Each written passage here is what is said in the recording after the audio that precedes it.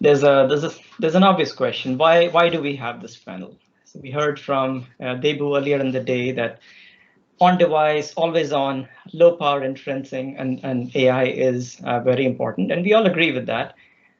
We don't want our cell phone to die or a life-saving device to be out of juice when we need it the most. So it is important, and that's the tack that the industry has been taking for some time. The question to ask is, when you have AI running in the data center, which is always plugged in or backed up by redundant megawatt size power supplies, does the question of efficiency even come in?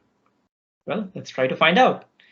Let's meet our panel, who will go through and explain why we should care about efficiency even at cloud scales. So I'll go through a round of introductions. We have Devu, whom we all heard from earlier in the day. He's the CTO of Ambient. He's a well-known expert in AI and ML. Welcome, Devu. Please unmute yourself. Next, we have Geeta, who leads the Partner AI program, a Partner AI engineering program at Facebook AI, and has expertise in building robust AI distributed systems. Geeta, welcome. Welcome. Then we have Lizzie John, who's an endowed professor at USD Austin and a well-known respected researcher in the area of computer architecture, multi-core processors, and even benchmarking and workload characterization. Welcome, Lizzie. Thank you. Happy to be here. And finally, we have Sumit Gupta. Sumit is a senior director of product management for machine learning infrastructure, which is used by a lot of internal teams at Google, including search, YouTube, ads, and maps. Previously, he's held leadership roles at IBM and NVIDIA. Sumit, welcome. Hi, nice to meet you all. All right. Maybe we will start by just going through each one of you, take a moment, maybe a minute or so, to explain why this topic of efficiency, even at data center scale, is of importance to you personally and the community. Geeta, do you want to take a first step? Sure. Can you guys hear me? Yeah. Yeah, sure. So at Facebook, the workload size is exponentially increasing year over year. So just to meet the demands of all the AI processing that we do just for Facebook, that in itself is posing a lot of burden on our data centers. So it is important for us internally inside Facebook, but we feel even more that it is important for the rest of the industry. So if you take a look at the current AI research advances, they all focus on accuracy and related metrics while disregarding the cost. The current incentive structures are not aligned for people to focus on the cost and carbon optimizations. So we need to shift this direction by providing better tooling to people, maybe more of common metrics across the industry, and do more responsible resource usage across all the systems, both internally inside the companies as well as for the broader ecosystem. So we are taking a very ecosystem-based approach here, working with the hardware, software vendors, working on the open source, like everything that we try to do, we try to open source to the extent possible, and working with partners like the cloud provider and the hardware. So through the Open Compute project, through our PyTorch tooling, Papers with Code, MLPerf, we want to make sure this innovation gets out there for every company in order to democratize and make this accessible to everybody. Right, thanks. So with being another major hyperscaler, how does this relate to you? Sure, I think everything that Geeta said resonates pretty well at Google as well. We always say we do planet scale computing, and we, as Facebook does, have billions of users interacting with various of our properties and our products all the time. And every time you do a search, every time you're on a website, an ad is served, every time you're on YouTube, there are hundreds of models, ML models that are running. So in fact, if you look at the size of the models and the even the use of models or use of ML, it's actually growing much faster than Moore's law, much faster. So even if we were able to build chips with the old Moore's law, right, which we no longer can, but if we were getting our free lunch of Moore's law every 18 months, we still would be behind on providing, the right amount of compute infrastructure. So this can translate into, so if you look at power, right, it obviously also grows exponentially with the size and the scale, but it's actually getting worse as we scale to smaller nanometers, smaller process technology. So everything we do here is actually measured as performance, or perf as we call it, over TCO, total cost of ownership. And part of that TCO is power provisioning, part of it is, the actual energy consumption and so on. So again, this is just a super close to our heart thing. We build our own accelerators, as everyone knows. We build TPUs, which are the fastest accelerators for ML, and so we have a lot of control on our ability to really focus on power, and especially at scale, which is really where our forte and our challenges are. Right, thanks. Devu, would you like to add something? Sure. So, I have lived in both worlds, both on the edge side as well as for a while on the server side. And while, I think we have been ignoring the questions of energy, questions of cost, and we have been basically, as Geeta had said, we have been focusing on just having larger compute so that we can deal with larger models or run more models, and not really paying attention to what that means. We are throwing more compute power and more hardware to the problem because we can. It's an easy way to deal with that, but is it really necessary to keep on increasing the size of those models? That's a question. Because right now I think the largest model that I'm aware of is the 17 billion parameter model from Microsoft. There are probably you can run probably trillion parameter models, as I have gathered, with the latest supercomputer that Microsoft is building. Maybe Facebook and Google are also building their own supercomputers that we are not aware of. But if we need supercomputers, we will build special purpose supercomputers to run these. That raises a question like, is this the right thing to do? Is this the right way we are going? A. B, also in terms of energy consumption, that's an important thing because the carbon footprint is something that we are not paying attention to, right? And the energy cost and everything else. So if you ask me, I think we need to take a pause and think about this and see how we can optimize the models better. Of course, the question is what can you do if you don't let the models grow?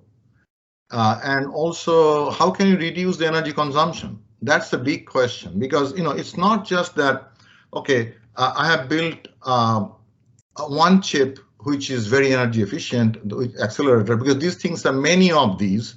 There's interconnection, there's networking, there is data transfer between those properly, partitioning of tasks. So there are many issues, right? But has to be such that you ultimately reduce the carbon footprint. So I think it's really an important thing from my perspective.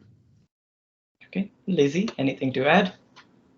Definitely, all the three panelists nailed it right on the point. So there is a lot of computation and there is a lot of data movement that's happening, and as the models are getting larger and larger and the growth being larger than how Moore's law or some of those, the growth is very high. So I was actually looking at the ResNet 50, which was 3.9 gig multiply and adds that have to happen, and I just heard about the 17 trillion one that you just heard. So the way the models are growing, it is the rate is very high, and the managing the way too many computes, way too much data movement, And data movement is very expensive. I saw you had talks earlier today about that and doing something in memory or, so moving 256 bits of data 10 millimeter takes 10x more energy than a double precision multiply add operation. Usually you don't think about it. We think wires are kind of passive things that just carry the data, but it is much more energy expensive than a double precision multiply and add. Now we are doing really poorly on both compute and movement.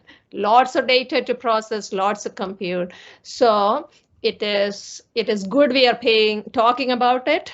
And I would also say something else. When you watch any technology, in the initial stages, infant stages, youth stages, even human life is inefficient. You train, you become better later, but in general, any technology in the beginning is inefficient. So I think that's happening to AI right now, initial deployments, that is story.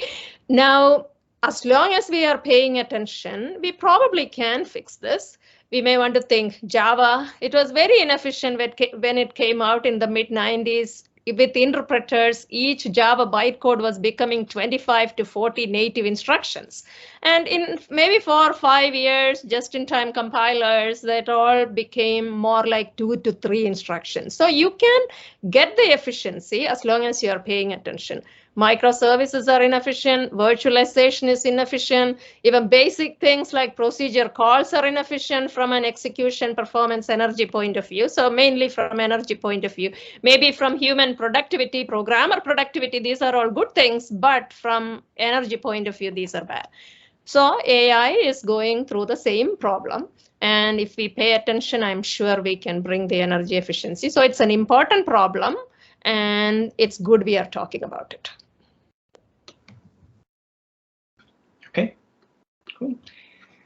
So we saw during the course of the day, and as the panelists pointed out, that the models continue to become larger and larger in sizes. Not only is that making them less accessible to a lot of people, but it's also a question of, is that really the right direction where we are going? We heard from Gadi Singer this morning that that may not be, the brute force model growth may not be the most favorable direction to take, but what does this panel think? Are we getting really venturing into unexplored territory by these humongous models, or is that a point of diminishing returns? I can jump in. So we Google recently showed some demos of how large models make an impact to both conversational AI and to search. So the examples we showed, for example, the search one was you can write a natural query which is, hey, I've hiked in I don't know, Mount Kilimanjaro, and I'm going to Mount Fuji. How should I prepare? And that's a very natural language thing, and it tells you, well, Mount Fuji, the weather is different. It's a little bit better. You're gonna need different shoes and so on. So it finds authoritative websites which actually are relevant to that comparison that you drew in the question. Then you can take a picture of some hiking shoes and say, are these hiking shoes good for Mount Fuji? And it analyzes that. So, I kind of respectfully disagree with Debu. We've shown very high value for these very large models. And there's a lot of internal work which we haven't announced yet, which we are seeing value. I'll put it this way. It's expensive to have large models for Google, Facebook, others. It's very expensive for us to train them. It's very expensive for us to use them. So we are doing it wisely. We'll only go to large models if they make sense. If a simple heuristic works, why would you do ML in the first place, right? As they say, or don't do ML if a heuristic works, right? In the same manner, I think we're being thoughtful in the use of giant models because they are expensive. And we believe there is high value, which we've demonstrated through some of these things. And there's demos on our website of conversational AI as well, using a model called Lambda. I'm also going to take the position that, whether diminishing returns or unexplored territory, I'm going to say unexplored territory. It enables a lot of things, and human progress historically has come from exploring more and often from inefficient mechanisms. As I even said before, many things we invent are often inefficient early on, but there are possibilities.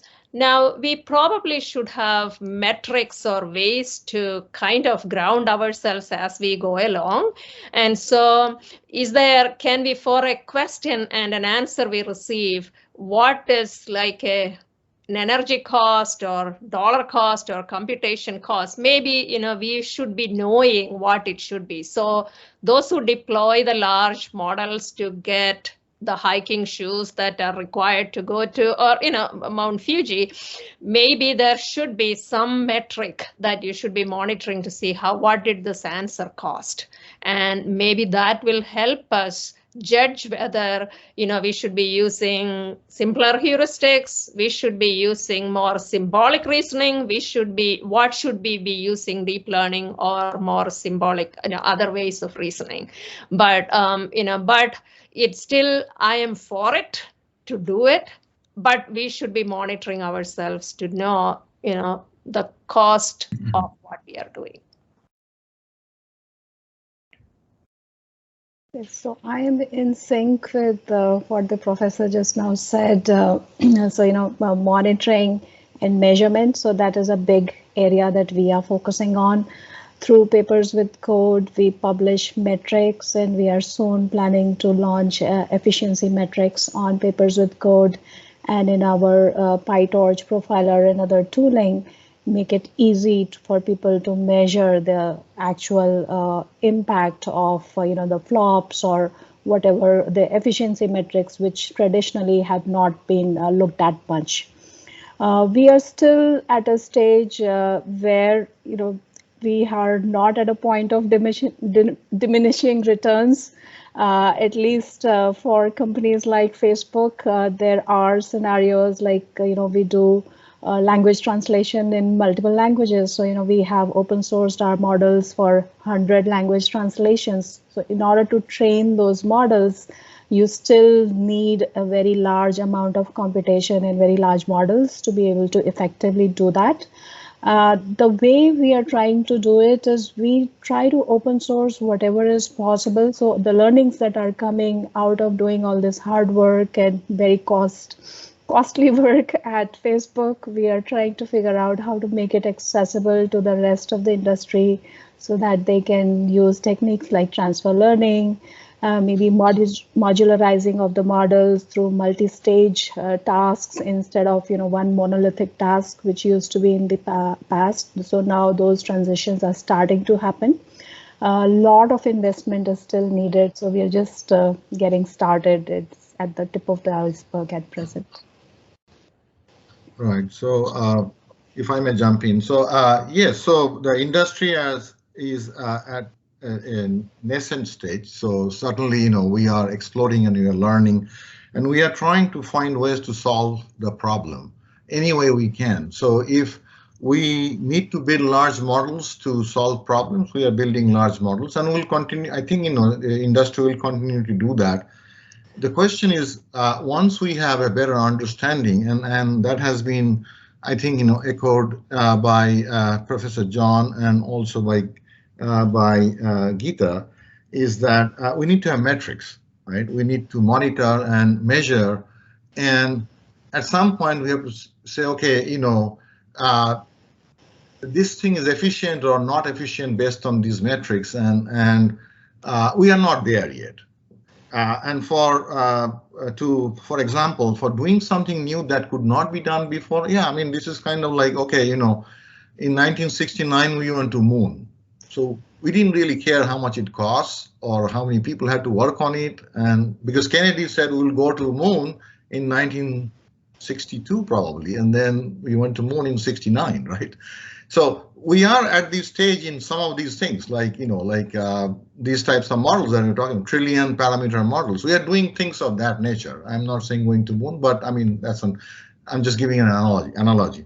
But going forward, I think, I agree with Professor John and with Geeta that we have to have metrics, and we have to also see, by and large, for 99% of our applications, do we need to keep on increasing the size of the models, or they pretty much do well with a certain size and there's a diminishing return? There may be this outlier 1% where we need that, and we need supercomputers or a cluster of thousands of computers to run those, right? So as we are doing today, right? Yeah. Let me also tell a little bit I'm from the hardware side, historically. So when we watch microprocessors and how their frequencies were going up, in 1996, the top of the line Intel microprocessor was running at 200 megahertz. Okay. In 4, 5, 6 years, it went into multiple gigahertz. It was very fast. That growth was very fast. And there is this excitement for people who buy a PC. Oh, what megahertz is your machine? Even for the common people, whether they needed it or not, your neighbor would ask, oh, what's your new PC? What's the frequency? Because it's kind of a human thing. And even if 25 megahertz was enough, having the 250 or the 1 gigahertz when it came up, oh, are you in gigahertz? It was a big thing. So there is that human thing about, it enables new things. Plus, even the simple fact that we are able to do this kind of thing is, well, it's a human nature to get attracted to such things. But in the processor frequency thing, what stopped it very quickly was the moment you reached about 4 gigahertz, you couldn't go any more higher because of power. And so after that, it has been different metrics that people were competing on, not frequency. Frequency hasn't increased beyond 4 gigahertz. You went to multi-cores, you have number of cores, you have other things. So when it comes to models, is there something that will push us and stop us? Or if somehow we are rich enough to afford more computers and we can throw more GPUs and we can do, so at what point, what will stop us? If nothing will stop us, we need to design things that will stop us and enable us to realize the cost of what we are doing. So I guess I am saying the same point again, what I said before, but naturally, maybe cost, what will naturally stop us? And if nothing will naturally stop us, it's really important for us to have our stopper on it. And we know what we are doing at each point in time, and we decide. And so, I can imagine if you have a really expensive model, it's going to come up with a cure for a really bad disease. There is certain amount of value in that. Is there the same value in finding the shoes I have to wear when I go hiking in Mount Fuji? It's a question.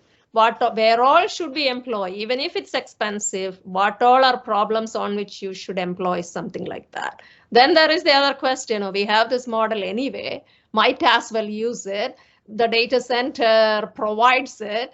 They have machines to run this. You might, ask people to use it. Okay, so there are lots of business issues there, and at the same time, ethics, sustainability, all of those issues as well. And that's a great point, Lizzie. And similar to that, you mentioned the concept of who can afford to actually have these models. So you really have to be a large player to be able to afford the skills and the operating cost and the infrastructure to and the data to be able to train and deploy these models. So it's really limited to a handful of players over the world. Now, I could ask a controversial question. What makes this different from large-scale crypto mining operations? Why is AI different from that?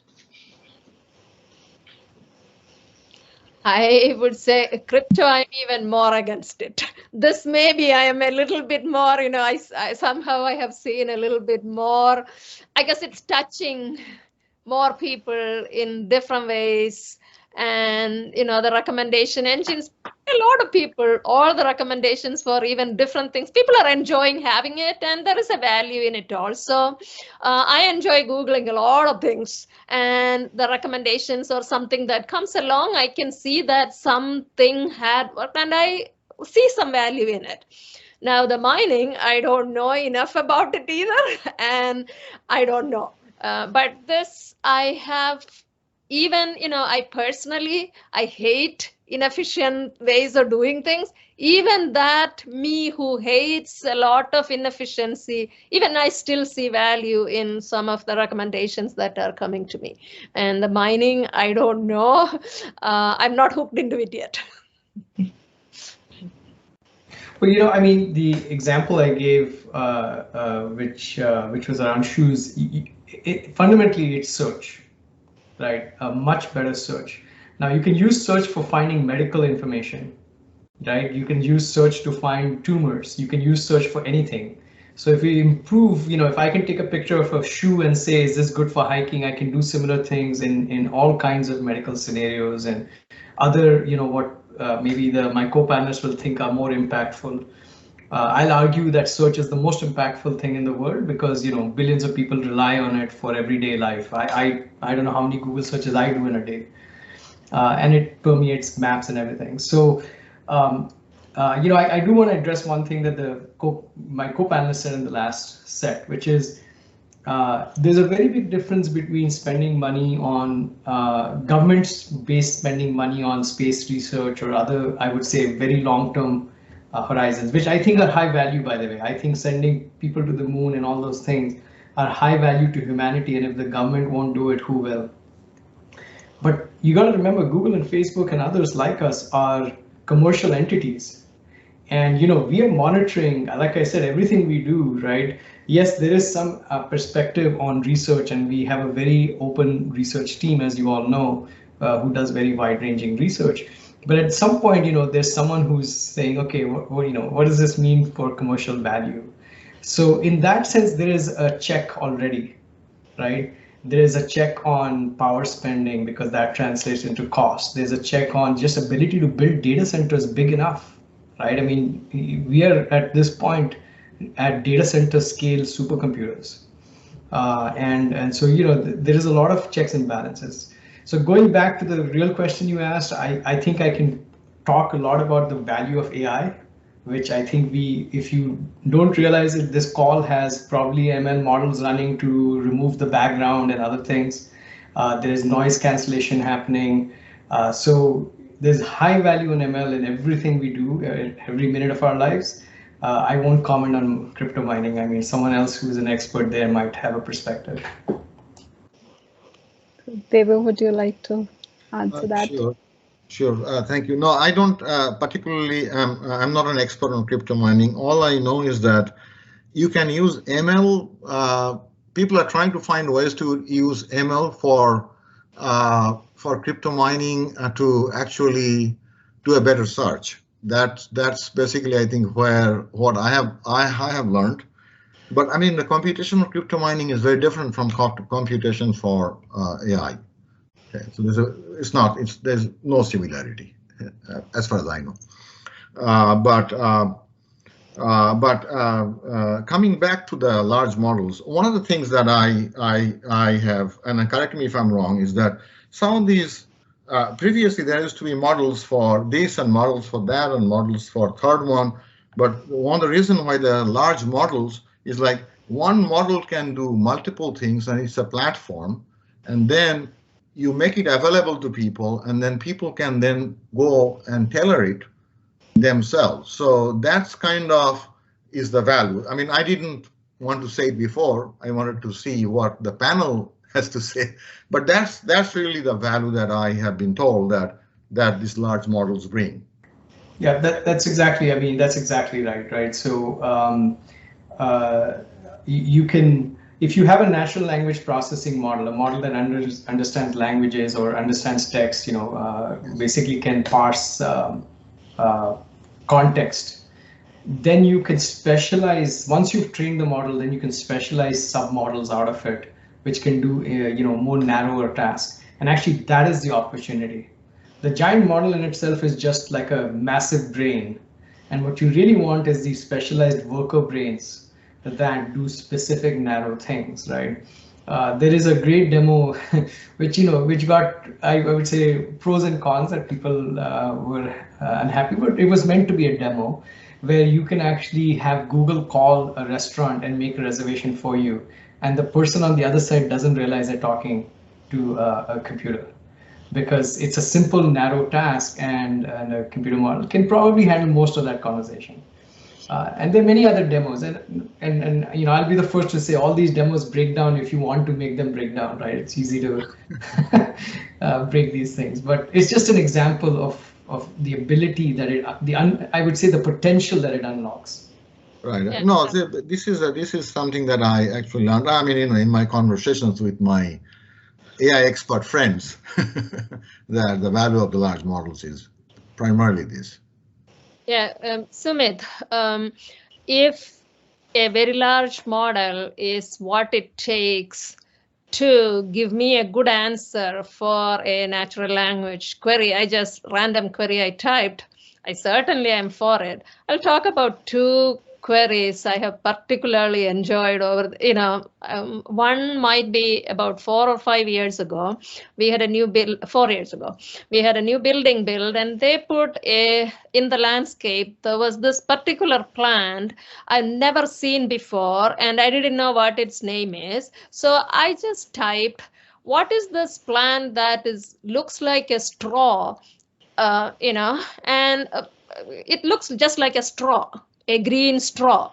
And it said it came up with horse grass, and it had its botanical name, and it had lots of images with it. So for sure I knew the answer I'm getting is correct, because it looks exactly like that. And I really enjoyed it, because I typed a really ridiculous question, which I didn't have much information except, oh, what is it that looks like this? And, and it had the correct answer on the first search.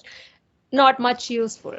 But I would say I have a neighbor who has been having MS for years, decades, and she is having a really hard time, is with the doctor most every day, and she had actually, on her face, they had serious, lots of pain, nothing is happening with all of these doctor visits and the different treatments is having. So she talks to friends, talk to different people describing her symptoms, and her daughter's friend's mother Googled what is this? So she Googled some of these symptoms that this lady described, and then it came up with trigeminal neuralgia.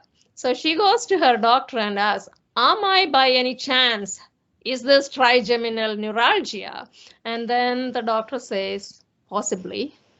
And I do not know why the doctor didn't say it before.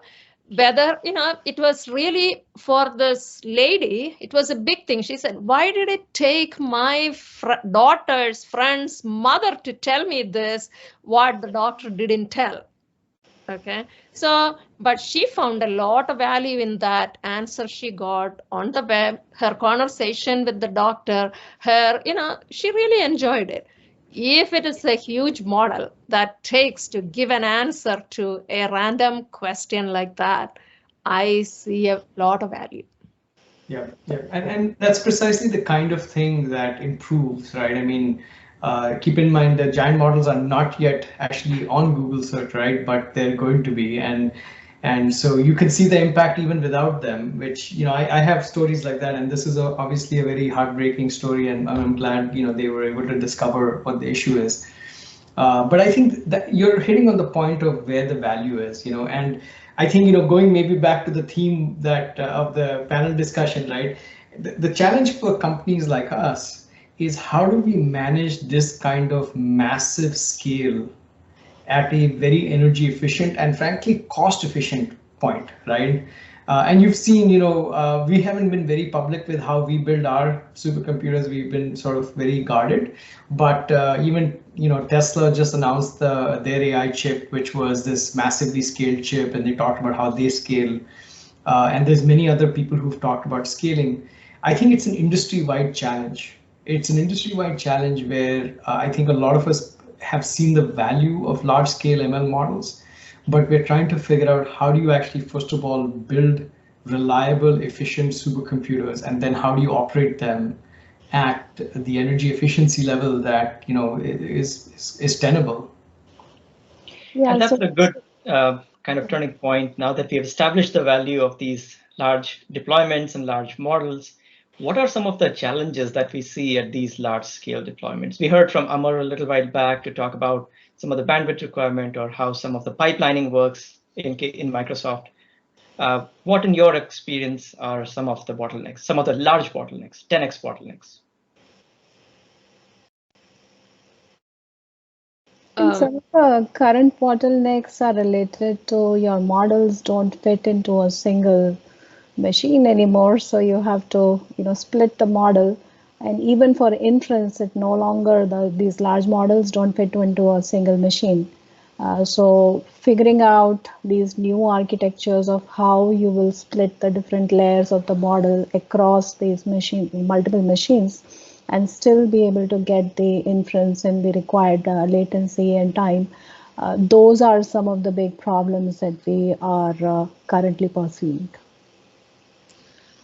I would also tell something from the hardware side when we look at what's going on. For already there has been many works in NVIDIA say you have mixed precision that gives some things can be 16 bits as opposed to 32 bits, or fewer bits are sufficient. There is enough research showing that. So low precision arithmetic. So the energy cost of the lower precision arithmetic will be a lot less than the energy cost of single precision or double precision or 16 bits. Some things maybe 4 bits are sufficient. Now, so there is research that can be done at the very fundamental hardware level, catering to some of these large models, even what can shrink precision of things or fewer weights in some cases for some adaptive models maybe. And I will also basically I'm going to argue for a lot more support on what type of hardware should be developed, research support from industry. Since all the other panelists are from the industry, I would say there is government research funding, but industry research funding, there is some, but probably more should come into basic research to support these types of large models. And I saw you had a talk about in-memory compute. And in-memory compute has some attractions, but many challenges to be solved. There needs to be probably a lot more research on things like that. And I would argue for bigger university programs that would help so that there can be more research on fundamental things. Co-designing will be very important. And so models are growing. And how can the hardware substrates that will support them grow? So reconfigurable accelerators, reconfigurable hardware substrates. There are plenty of topics that can be supported in research, and they all will, I think, help. Yeah, so on that note, Lizzie, you talked about lower precisions, and there have been papers and many research on the value of going integer or fewer significant bits. How are things looking on the industry adoption? What are the bottlenecks? Why are we not seeing those deployed at scale? I think, historically we had reached 64-bit machines, and the main two data types were 32 and 64 bits. Single precision, either integer or single precision floating point, double precision floating point. And people thought you get better answers when you are more precise. So double precision floating point, my HPC friends really think they need double precision for everything they do. And so machines are supporting 32-bit and 64 bits in general. Now there is more 16-bit coming in the light of ML and what has happened recently. So there is hardware support for 16-bit. Below that, I don't think there is general support. It is, you can build an FPGA-based accelerator where it can be 4 bits. You can build a custom accelerator, but custom accelerators don't move as fast as applications change. So if there is more widespread support for narrower data types in an easily accessible way, very general purpose processor or very general purpose substrate, maybe that'll help. And it is there, everybody has realized it. People are seeing 8 bits, no more than 8 bits are needed for a ton of things. Okay, but there is no way to compute with 8 bits in a CPU you buy or in a GPU you buy. You know, there is only certain things available. So maybe more and more support has to come. Maybe I can jump in. I think, you know, as we are witnessing, and I have been through this in my experience. We of course all started with floating point, and then we went to integer. For a large number of things worked at integer, even at 8 bits, even at 4 bits. So the question is, like, you know, for a network, you may actually not suffer accuracy by reducing the precision, but it has to be done wisely, and every layer may have a need for a different precision. Okay, first of all, and you still will be able to get to the accuracy. The question is, as it was just discussed now, support for different precisions, number one, and being able to choose the right precision for your network for the right layer, and then of course associated issues with respect to network compression, pruning, whatnot, all that stuff comes in.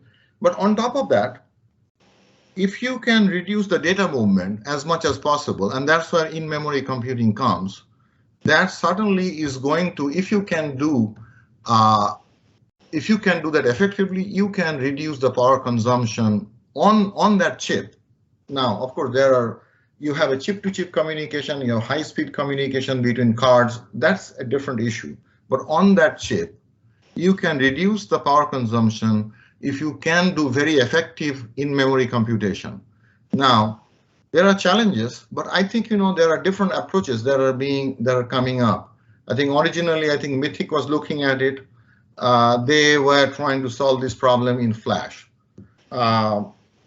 Us, Ambient Scientific, have been looking at it from an SRAM point of view, and I think we have solved the problem for SRAM largely. I mean, I won't go into the details of how or etc., but I believe we have solved that problem for SRAM, and we are getting very effective results. So no question, and the precision is can be for us. You know, it's not floating point, but we are supporting 4 bits to 32 bits computation. We can do that today. Okay. And you know, so that's certainly one area I think will help and should be considered for adoption, even for not just the kind of smaller chips that we're doing for always on, but for larger chips, for accelerators.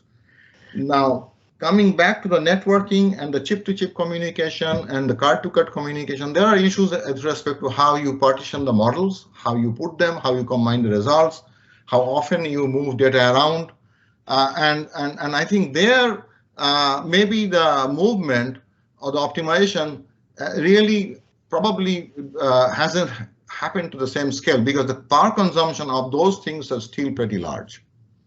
So there is an opportunity for innovation there, partitioning and data movement and those links.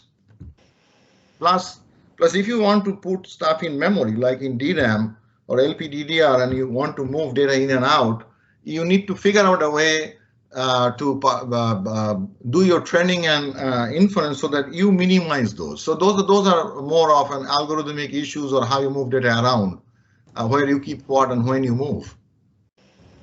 You know, I'll say Google, obviously, one of the things we did many years ago was sort of announce that we're using bfloat 16, which is a modified FP16, precisely to sort of, you know, save compute and improve perf and reduce power.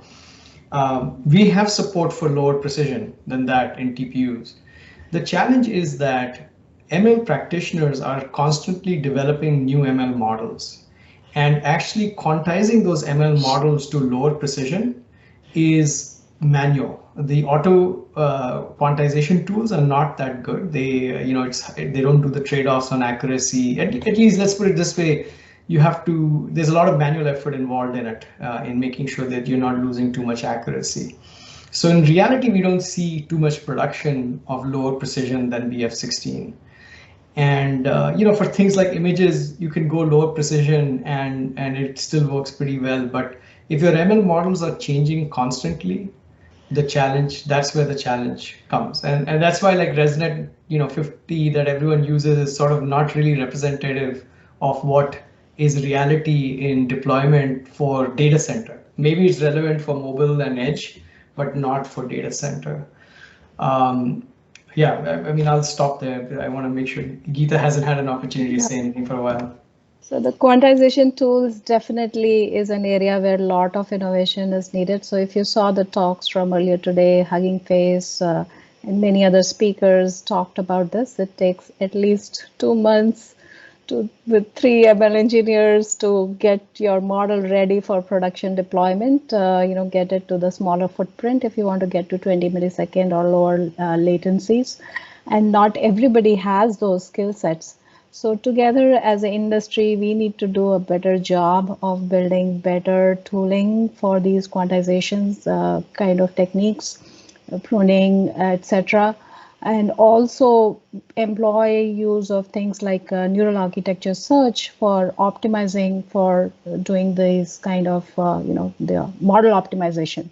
So that's an area of active research. We are also investing heavily in that, and we hope to have more tools for the industry soon around that.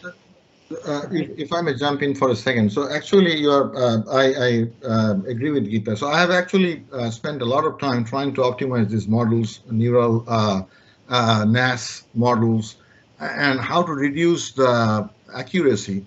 In fact, I spent a lot of time, looking at what IBM is doing, what's happening with PACT kind of algorithms, what Microsoft was doing. So this is an active area of research, and certainly, and as you are correct, that if there's a neural network with a given accuracy, then people kind of go in there and then they try to kind of see how they can reduce that model or reduce accuracy of different layers. And it is an iterative task. And I agree with you. The tools are not tools that are available today. They are not there yet. Human intervention is still needed. I agree. And of course, the ML models are changing. So there's a new ML model, then somebody needs to go in and look at that and how to reduce that again, and to keep the accuracy, but reduce the size, reduce the precision, insert zeros, whatever that have you, right? So that's all manual task mostly. Satyam, I think audience has a question. Yep. I'll just make a quick note and then we'll open it up to the audience. So what I'm hearing is that if we have a magic tool which can provably preserve accuracy and provide low precision model compression, then Google and Facebook will adopt it. One more thing is, I think, also not only just those, but also how do you get more sparse model? Fair enough. All right. Thank you. And at this point, I think we'll open it up to the audience. So if audience members, they have questions, please turn on your video, unmute yourself, and go ahead. So one question I had for Sumit was the big brain, little brain analogy, and what size of models can you run in production today? I mean, obviously we're training 1 trillion parameter and beyond models, but suppose you want to deploy at scale for search. If A100, the best GPUs around, can do 8 queries per second per watt on BERT, what do you see? How do you see that emerging, and what are the bottlenecks? Yeah, I mean, we haven't been very, I have to be honest, specific and open about what we deploy in production.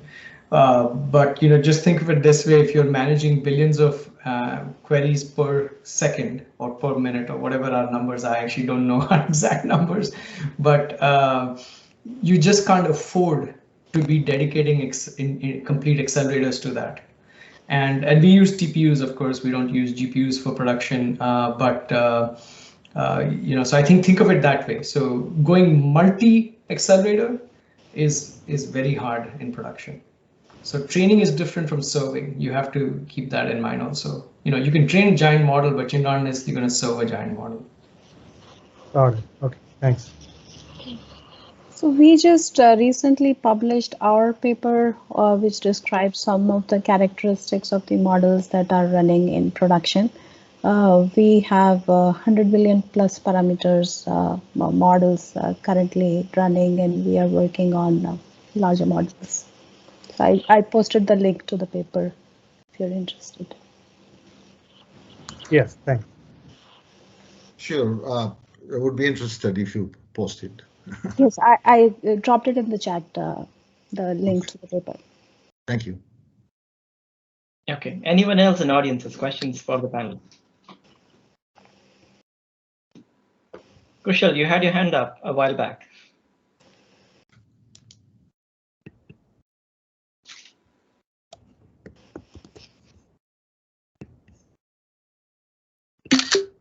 Okay, not. We have quite a few learnings from today. We all recognize that there is value in the large models. We saw some real life examples, and that efficiency and TCO are important. There are a few takeaways, like working on the low precision tools, efficiency aware architecture search. Are there any other known techniques or ways forward, whether it is new architectures, promising architectures, different techniques for designing hardware, some of the learnings from deploying these AI systems at scale?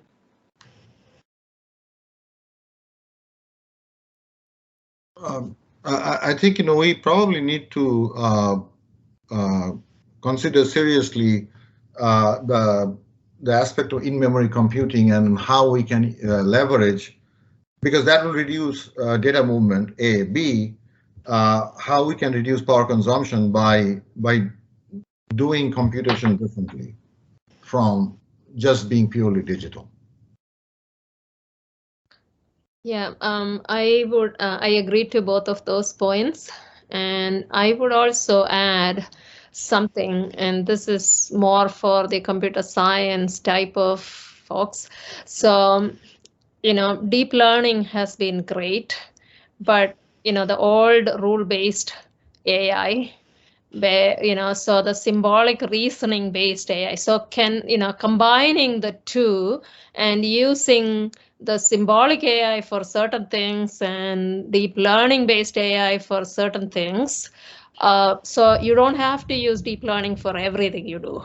So can we utilize the efficiency of some of those or other types of AI? And so I was actually reading some things, the neurosymbolic AI and neurosymbolic image recognition, physics, dynamics predictor, like in an object video, what would happen if this object wasn't there, or what could have prevented this crash. They had an MIT model that says, a whole bunch of objects, and there is a video, and the model tells what could have prevented this crash or what would happen next, that kind of stuff. And they have partly it happening in the symbolic part and partly in the deep learning part. And the deep learning part takes so much more time compared to the other one. Okay, so there is more efficiency there. Can it give the same accuracies for every problem? I don't know, but maybe find the best for each kind and not ignore physics. The thing that has saddened me in the 1 or 2 years recently was when someone says all the people who were doing high performance computing, like physics simulations, different things, everybody or many people are switching to deep learning for those problems as well. So if we start ignoring the physics models, and if we get hooked on to deep learning models, I think that's a big mistake. I think there should be enough reason both models should coexist, and there should be effort on both sides. And if these DL models, which are so big, are good at everything in the world, and the world moves away from the physics and the science that it has developed for many things, I think it's bad. So we have to prevent that. We have to somehow prevent that. There should be incentives for people who pursue physics models and other models, so I don't know how to make it happen, but I think it's important for humanity in the long run. We should. Yeah, I mean, I'll maybe echo, I'll agree with you, but I'll say something slightly different, which is it's very easy for someone to say, well, try ML on it or just use ML. In reality, you have to be very thoughtful about where you use ML. I think that's the kind of the point you're making too, Lizzie, which is, it's a wonderful new tool in our toolbox. It is an extremely powerful tool. And even within ML, you start with logistic regression, and there's a whole spectrum of things, decision trees, random forests, everything. Deep learning is wonderful if you have a lot of data that is well labeled, right? And every word I said there is important. A lot of data well labeled. But in reality, I've spent a lot of time with enterprise clients before coming to Google in a different company. And I used to tell all my enterprise clients, if you want to get into ML, start with logistic regression. That's like your gold standard. And then if with a little bit of effort, using something else, you can beat it, then it's okay. But you're likely going to have a very hard time beating logistic regression without a lot of effort, right? So if you're not doing any ML, try that first and see if it improves your state-of-the-art statistical or analytical models. And so I agree, right? I think we have to be thoughtful and not use the hammer for everything out there. But the trend is everyone is wanting to use DL for everything because it seems wonderful. With these large models, they seem to do a good job. And so how do we make someone use something else? I don't know how to do that. And something else you said, big, good data, that's very, very true. And what features are fed into the model?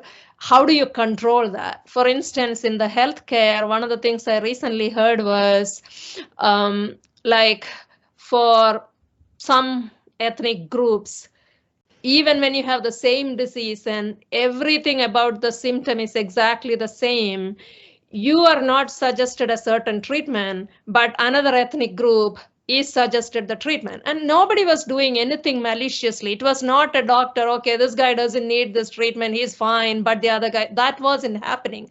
What was happening was the data, you are fed big data, lots of data. It included how much money you had spent on healthcare in the past 3 years or 4 years, in addition to what the symptoms of your disease at this point are. It used the amount of money that you had spent as a proxy for how bad your situation is. Somebody had, a group of poor people, they haven't spent much money on your healthcare, although you were sick. So you didn't get prescribed the same thing because the model took the amount of money as a proxy for your health situation. Very innocent mistake. But the cost is, it's really bad if that happens. So we have to have good data, lots of good data on how things should be rather than how things were. Our data mostly is how things were, but we have to synthetically also maybe create how should things be. And that's the data that we have to augment data, good data, by even creating data that doesn't exist. One thing I would say is that what you pointed out is there's bias in the data, right? So the question is, how do you remove the bias? And also, like, if you take the data and you start augmenting from the given data set, the bias is not going to remove. It will, because augmentation typically would not remove the bias. There have to be a way to. So you need Right. better tools for explainable AI, and we have tools like Captive, Google has tools, many companies have those. And another thing that at Facebook we are focusing quite a bit is the hardware software co-design, and all our models are yielding better results when we are doing it as a combination.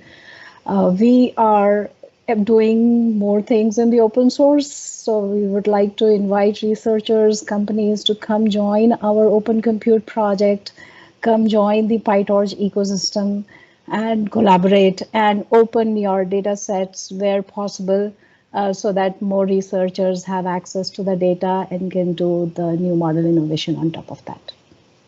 Sounds great. We are a little over time, but I would like to give a minute to all the panelists to give just a closing thought or a call to action. How do we encourage the community as a whole to think about energy efficiency a lot more as a first-class parameter when designing new algorithms, new architectures, new systems?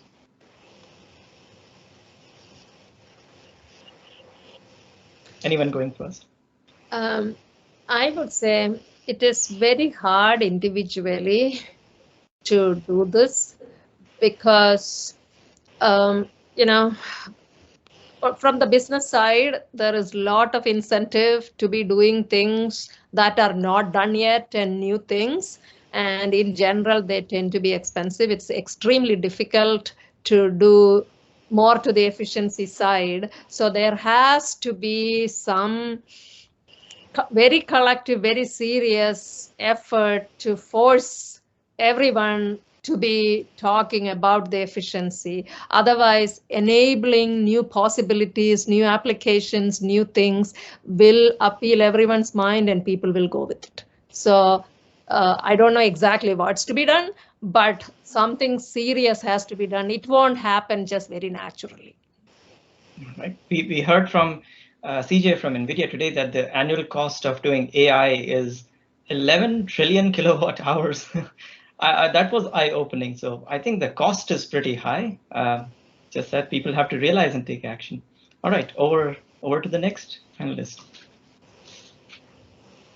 So I think we have to all start publishing the carbon impact, the energy impact of the models. So through model cards, all the conferences, academic conferences, making it mandatory to publish for every paper that is made available for peer-reviewed conferences. I think that will go a big way.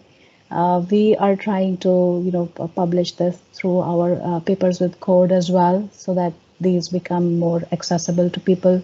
And we have seen innovative startups already starting to do so. Like I'm working with one company called Cohere.ai right now, who have publicly published the carbon footprint or the environmental impact of their language models on their website. So I think if more and more researchers and companies start to do that, that will start to bring a shift in the mindset and our thinking.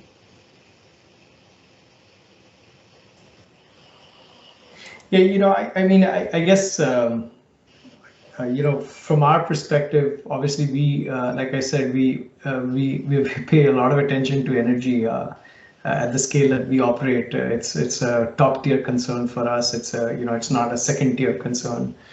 I think, frankly, we're looking for Professor John and folks like her to continue to innovate on the forefront of hardware architectures, VLSI design, other techniques that can help continuously improve energy efficiency at the chip level. There's already a lot of work, but I think we should continue to focus on other aspects like Geeta suggested on the impact of ML models on energy consumption. One, I would say, natural check, and I said this earlier, but I'll reiterate the point. Natural check that happens at least in commercial companies is if the energy costs are high, so is the cost, dollar cost. And that in itself is a check and bound on the usage of scale, right? So that's a good thing, having the fact that these systems are also expensive to build and operate in many ways, is a good thing that causes you to control the size as well. It's a natural control as well. Having said that, obviously we'd love to see more from the community as well. Right. Debu, you have the closing point. Yeah, yes, no, I agree with the panel that, well, the more awareness, more sort of eye-opening information about the carbon footprint, energy consumption, the cost of all these things need to be not only just available, needs to be discussed. And there probably needs to be sessions in workshops or conference to discuss these things particularly, and so that eventually we become more conscious. Like right now, if you look at it, people are talking about reducing carbon footprint from cars, carbon footprint from planes, but nobody thinks about computers, right? But the computers and data centers actually are in some sense competing with those. But we don't pay attention, especially AI. But we are not aware of that. I think the awareness is very important, and I agree that anything we can do to make the community aware, we should. All right, with that, we come to the end of the panel. Thank you, Debu, John, Lizzie, Geeta, Sumit. Thank you for your time and valuable insights to our group. Thank you very much. Back to you. For hosting this workshop, it was very insightful, and I think a brave way to bring awareness for the rest of the community. Thank you. Thank you, Geeta, and we look forward to collaborating with you in future. Bye.